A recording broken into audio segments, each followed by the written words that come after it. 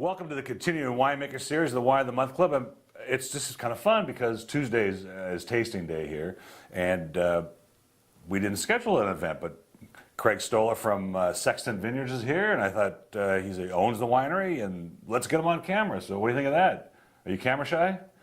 Not today. A little bit? Okay, good. Time to be. So we were tasting some of your wines, and they're gorgeous wines, and I noticed you're up at Paso Robles, and we discussed that I have some, Wine and Month Club have some land out there by Australia River Road, on the hot side, you know. Where are these grapes from? Well, our main vineyard is in Templeton area. We're out by Wild Horse Winery. Now, would that be the hot or the cold side of it? Well, we call it the Templeton Gap. We get that cooling effect from the Estero Bay every afternoon. The wind blows, and we're able to keep the temperatures down probably about 6 degrees lower than the airport or up on the other side. And what made you get in the wine business? Is because you know, you can make a small fortune in the wine business. Start with the big one. That's right. That's right. Well, my family background, we're actually in the grape nursery business. We grow rootstock. Oh, really? And so, as a young guy, I graduated from Cal Poly with a degree in horticulture. When I came back to the family business, my dad handed me a stack of customer list and a stack of wine country maps and said, "Go learn the country, go meet the people." Oh, and one more thing, make sure that my cellar is full. So I fell in love years ago with the industry. Oh, that's really fun. It's kind of like, what happened to me. Except my dad said, I'm getting ready to retire. Do you want to be in the business? I said, sure. And I went and worked with him for 60 days. And then he goes, here are the price, here are the terms. Are you interested? And that was a very short negotiation. Sure. And they said yes or no. That was the deal I got. Absolutely. Well, let's start with the Viognier, the 2007 Viognier Roussan Marsan, and that's with one N. That's correct. That's right. We were trying to figure out if it's one N or two N's. And it's Sextant Vineyards, correct? Sextant focuses on Zinfandel, but we also have our second label, which is called 10 Knots. 10 Knots, okay. And we focus on Rhone-style blends. Which is very interesting because Rhone-style wines do well in Paso. They do. Do they It's not? definitely warm climate varietals. This actually has a little bit of Grenache Blanc as well as that's Viognier, fun. Yeah. Roussan, Marsan. The first thing, I love the gorgeous color. It's just sort of a deep golden yellow, and it's 2007. It's called the Beachcomber. To me, when I tasted it, it just reminded me, it certainly was a Rhone-style grapes, but it had that California opulence to it. It was a more aggressive wine than some of the wines you get from the South. Sure. And I love the nose. You get peaches and apricot and just kind of jumps out of the glass at you. Yeah, we had a fun time with this wine. Actually, last weekend we had a food and wine pairing event, and we paired it with a pork carnita with mango and tomatilla salsa. Wow. It's a little bit of the residual sugar kind of balances the heat of the food, and it was just dynamite. I can see the mango salsa with this. It'd be great. It's very tropical flavor. So I would say it's off dry in the finish, but I don't get a sugar. I don't get a lot of sweetness. What is the residual? Yeah, it's like 3/4 of a point. It's less than 1%. Right. It's almost fruit impressions as much as it is sugar impressions. But wonderful character, the depth and the palate. It's nice and heavy in the mid palate. I mean, you really sense the wine. Yeah, really nice aromatics. Great varieties to work with. A lot of fun. Gorgeous. And this is at the winery, and the winery gets what?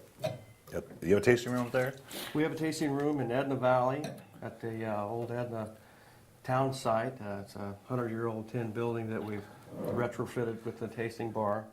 And then our production facilities up in Paso, it's what we call our barrel room tasting room. We actually have a small tasting room. That's fun. Really fun. And you can buy that there. You have a cashier, right? You have a cash box there or something? Absolutely. All right, okay. Absolutely. That's what we're in this business for, right? Absolutely. Sell some wine. Okay, we're going to move on to Moonraker. And I thought, well, maybe this is a James Bond thing, but I thought maybe the rest of the wines would be named the same way, but they're not. But this is the reason I was interested in showing this wine for sure was just 2 days ago on Facebook, I was talking about Mourvedre as a grape and how interesting it was and some of the other names it comes by in parts of the world. And then I said in the Facebook posting that it's the M of GSM. Sure. And you told me this is not GSM, this is MGS. MGS, not MSG as in the spice. No, it's a MS. Oh, was it? MGS. MGS, right. More Mourvedre than Grenache. Right, which gives it kind of a spicy component, something a little bit different than the classical GSM. Little earth and leather, I think, with the Mourvedre. Really jumps out of the glass. The color is just sort of a nice ruby red. So we're shooting for a Chateauneuf de Pop style, Paso Robles Rhone style blend. Great varieties for the region. And again, I get that, but I love how there's that California spin on it because we just don't produce, we don't have the same terroir as south of France. And so we get to make wines that are different than theirs, but with the same varietals and still pick up the character that make Paso Robles so famous. Sure, we're able to get the fruit nice and ripe. We don't want any vegetal characteristics in our wine. We're definitely going for the fruity, full-flavored style, yet having nice, soft, balanced tannins. Now, what vintage is this for you guys? You're in the first, 10th, 100th? 2004 was our first vintage. Okay, so they're relatively young then. Pretty new wine. That's the Moonraker, The 2006. So everything has a nautical theme because we love the ocean. Spend a lot of time fishing, and I mean, who doesn't love? So the lost city of Atlantis. That's right, is what exactly. This is the 10 knots 2006 Atlantis, and what are the grapes in this one? This is more of a Syrah base, more of a Côte Rôtie style. It also has Mourvedre and Grenache as well. And on top selections, we're being involved with the nursery. We've been working with the French Ontave people. It's an establishment that has sourced by natural selection different clones of varieties. For example, within Syrah, there's dozens of different clones of Syrah. That some are different depending on what the winemaker wants to do. Different size clusters, different flavor characteristics, different yields, and we've just accessed that living library, if you will, and we're bringing these interesting new. I mean, clones distinctively in. different nose than the Moonraker, and this is doesn't have that smoky Syrah character, which I kind of like. It's sort of more balanced than that. This is a clone 877 Syrah, and this 41% Syrah, 30% Mourvedre, and the rest is Grenache. Love the finish too. Now, and the oak, how long? 22 months, 25% new French oak. Oh, that's it. See, I get that. So I get that in the finish, though. A little bit of Hungarian oak as well. And what does the Hungarian do? It's a little bit different. I mean, your French oak typically imparts nice vanilla characteristics. Your American oak is more nutty or coconutty. We find the Hungarian is kind of somewhere in between. Yeah, because that's a nice spice. I know American oak can be very aggressive when it comes to changing the character of a wine, and French is more subtle. But I get certainly the finish. I get the vanilla. It's really great. Love the balance. One of the things I think all your wines have is the balance of the oak and the acid and the fruit is just great. Thank you very much. Okay, and the last that we tasted today is under the Sextant labels of 2008 Zin. And the first thing he said to me when he came into the office was that we're a Zin maker, but it was the last thing we tasted. And I had a lot of Zins yesterday, actually, which was interesting that you brought one in. But this one shows all the character of Zinfandel. It's got that spicy component. It's got the raspberries in it. It's just really fun.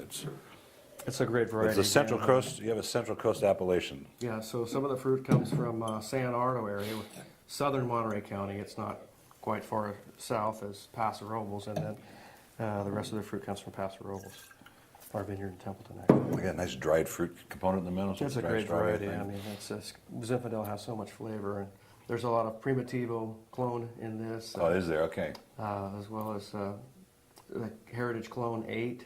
It's an old clone of Zinfandel that we're using this. We put a little Petite Syrah in all our Zinfandels. It adds color and body, and of course a little bit of tannin. But Zinfandel is just a wonderful variety to work with. We love it. Really fun. Yesterday, this gal had 4 or 5 Zins, and one of the things we were talking about is how this versatile wine is. People don't realize that you can make this rosé that became so famous from Sutter Home, and then it can also make some very deep, dense, not even dessert wines, but fortified wines as well. Sure, And absolutely. everything in between. And here's a classic example of what the grape can taste like. You guys are doing a great job over there at Sextant Vineyards, Thank 10 you. knots. Thank you. Appreciate very you much. coming in, Oh, Craig. thanks and for the time. Enjoyed it. Salute. For sure. Salute.